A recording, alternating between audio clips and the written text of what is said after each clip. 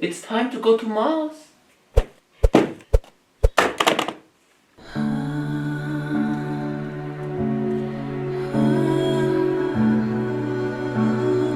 Anton, if you leave, you will never see another vagine. Ranton!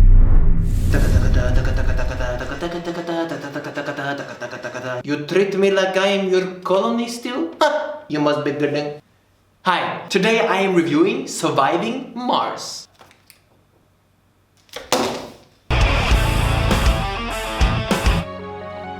Well, there isn't really much of a story here. You have to colonize Mars with people from Earth. This right here is Earth, if you believe NASA's CGI composites.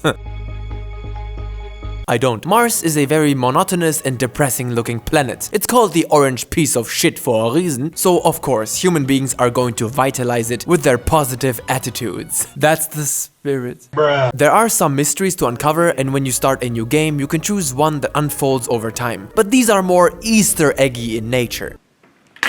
On the bottom right of the screen, you can see the milestones that you can reach. But yeah, you know, not really a story. Who cares though? That's not why we're here. Let's talk about gameplay. Okay, how do I start this? It's not that complicated, so follow me. First of all, you choose the location, then you let the rockets.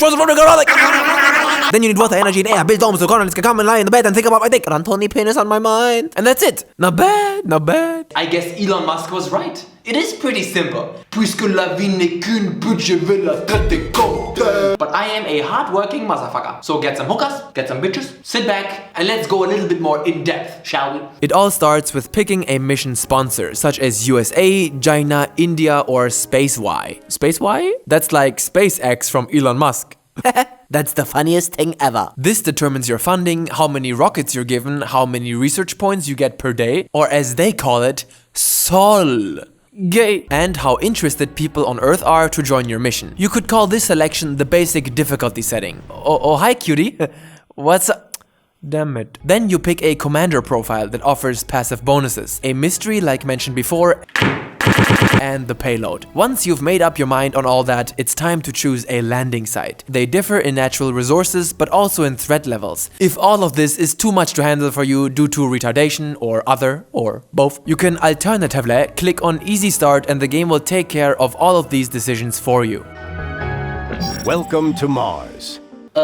Please, take into consideration that surviving Mars gives you only the bare minimum of information. Maybe not even that. You land on Mars and you don't know shit. In German we say, dumme behinderte Missgeburt. This means, wow, that's a complex game. Okay then, here's the overarching mission. It is your goal to create a self-sufficient Mars colony. To not rely on Earth anymore, neither for resources nor people. Now that's easier said than done, since depending on your difficulty, you got a couple of rockets at your disposal that you send back and forth from Mars to bring you more drones, material, rovers, and ultimately also the first people. Although, are they really people? I mean...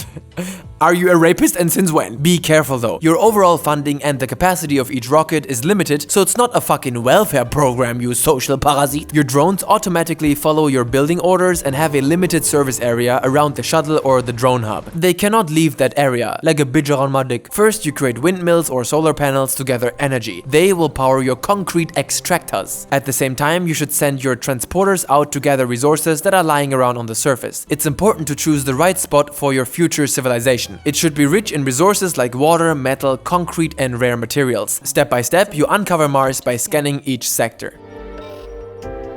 On the right side of the screen, you have an overview. Once basics such as energy, water, and air are covered, and you have enough stockpiled in case of natural disasters or emergencies, you should build the first dome and check Earth for applicants. You can sort out people that are lazy, have chronic conditions, idiots, alcoholics. Okay, not funny anymore, you're just describing me. Or even their sex. Male, female, or other. Other? What the... Oh!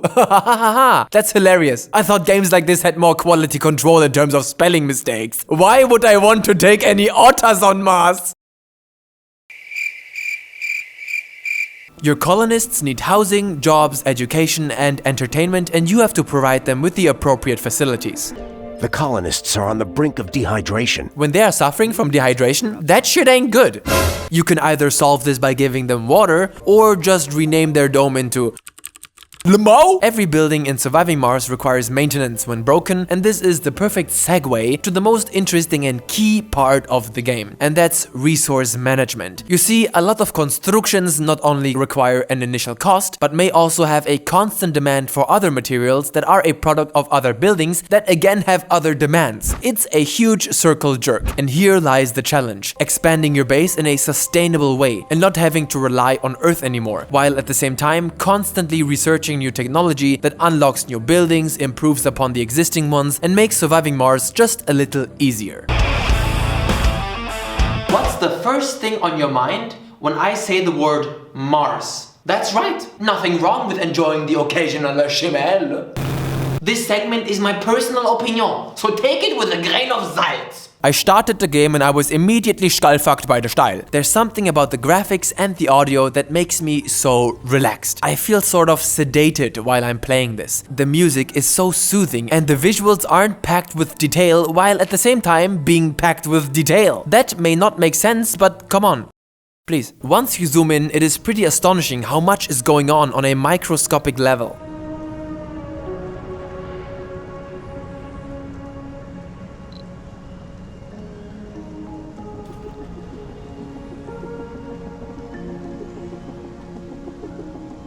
And also, let's just be honest here, it's cute. Even as a man, I have no trouble admitting that. It's cute. Just like scat porn. The animations are lovely across the board and additionally prove an important point. The devil's in the details. Because games like this often feel too static and lifeless. But nah, not here, boy. Even before the first humans arrive, Surviving Mars manages to bring beauty, life, and love into this dead planet.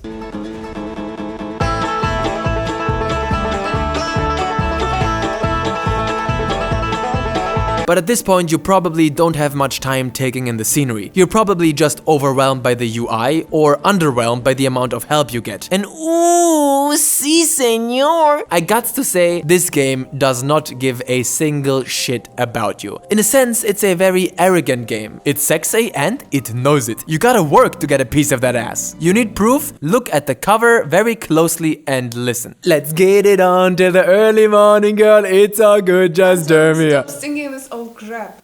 Okay, well, now you're just somebody that I used to Shut know. up. I can very well imagine this being a huge deal breaker. You have to pop the cherry forcefully. Just shove it in there. Just But if you follow this Gedanken train, then what's the consequence of that? Well, an amazing feeling of accomplishment and pride. When the first colonists arrive, it's pretty damn magical.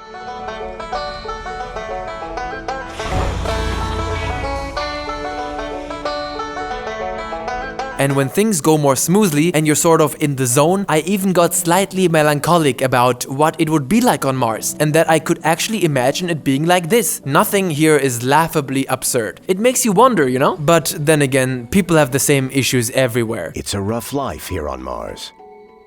You can't prepare for addiction. You see, somebody just became an alcoholic and my only course of action is to view or to lie. Surviving Mars does come with some substantial shortcomings though. For one, it's extremely micromanagey, and I think not to an enjoyable extent. It gets utterly annoying. Case in point, your colonists have specializations, yet they don't always auto-assign to the right workplace. The botanist is working in the factory and the medic starts working as a security guard. Well, if everybody does whatever he pleases and we have chaos, so let's just rape all the women. Ridiculous. I mean, right?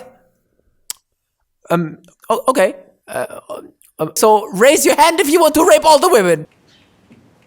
People aren't dynamic and autonomous enough, and it's just not fun having to distribute them individually. You can't even group select, and the same goes for your drones. But it gets even worse. Are you ready? This building says it provides, and this one says provide. So is it with an S or without an S? What the fuck? Seriously though, this is a late game problem. Once your base reaches a certain size and stretches over several drone service areas, there is no good way of understanding which area of service has which shortages. There's only a total overview of your entire base.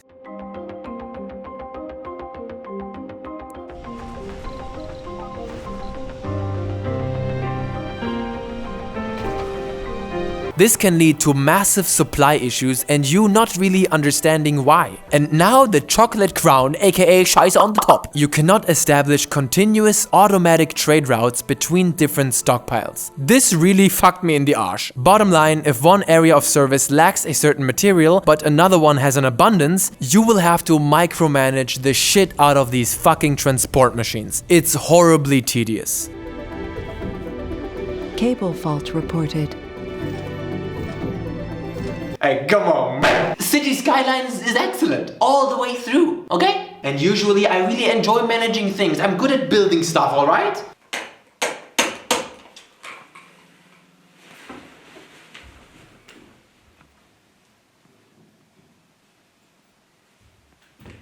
Whereas that was a late game problem, the early and mid game have a different issue, and that's boredom. Now please don't get me wrong, things aren't black and white, okay? There's always nuance. You're constantly optimizing and expanding your base. That's fun. But what happens in between that? A shit ton of waiting. Quite frankly, I haven't played a game like this in a long time where waiting is such a key factor. Whether it's waiting for cargo, a technology to become available, or resources to be produced or transported. Many times I just let the game run in the background while I'm busy doing other things. Sadly, Surviving Mars has given me plenty of evidence that it's actually aware of it. They added milestones, disasters, little random events, and text blocks that just pop up hoping to engage you. But why? Look at the presentation. This is a sandstorm. Pipe leak reported. We have a water. The colonists are on the brink of dehydration. We need to figure out building a new home on an alien world. Yeah. Wow, oh so sorry. This isn't challenging or exciting. It's just annoying because now I have to fix this shit manually. Or look at the cold wave. Great! Now Mars is covered in jizz. And what? You want me to lick it off? Yeah, So because you spend a lot of time just staring at the screen waiting, I started to wonder. What is actually special about this game if it didn't play on Mars? It's just another resource manager. There isn't a single amazing feature that we haven't seen before. It looks great, it plays well, it's a great time killer. But how special and awesome is it really? Is there a story? Nah. Is it insanely complex? Nah. What do people in India eat? None! You know what? Real talk for a second. I can already see some people out there saying, well, Rantoni, you just don't like strategy games. Bro, when I'm on public transportation, blowing tactical farts into strangers' faces is one of my greatest hobbies. What I'm saying is, people are giving this 8s, 9s and higher. Do you even know what that means? That means it's a very good game. Like, it's fantastic, groundbreaking. Where?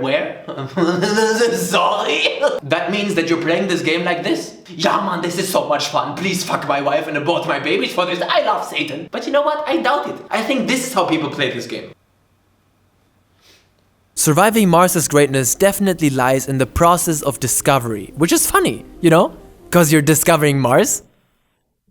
The first playthrough and learning the mechanics is the best part of it. Now, I have a couple of more minor gripes, but I'm a nice guy, so I'm going to present them more as suggestions.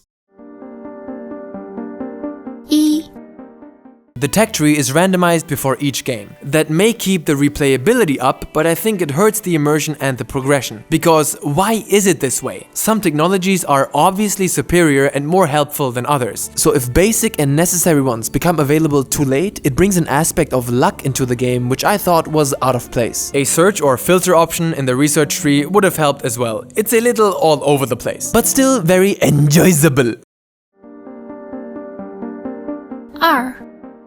There has to be a way to speed up the game. Look at these three options. You got slow, very slow, and Jake Paul. It's not fast enough. I'm sick of all the waiting. 3.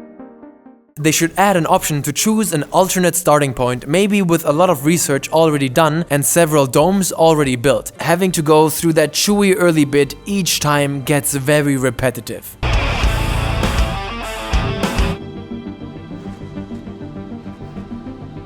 At this point, I got about 25 hours in it. That's good, and I love how dynamic the difficulty settings are. It's not artificial. I can see myself playing this some more, but definitely not just by itself. Maybe I listen to a podcast on the side, maybe watch some Netflix or listen to music.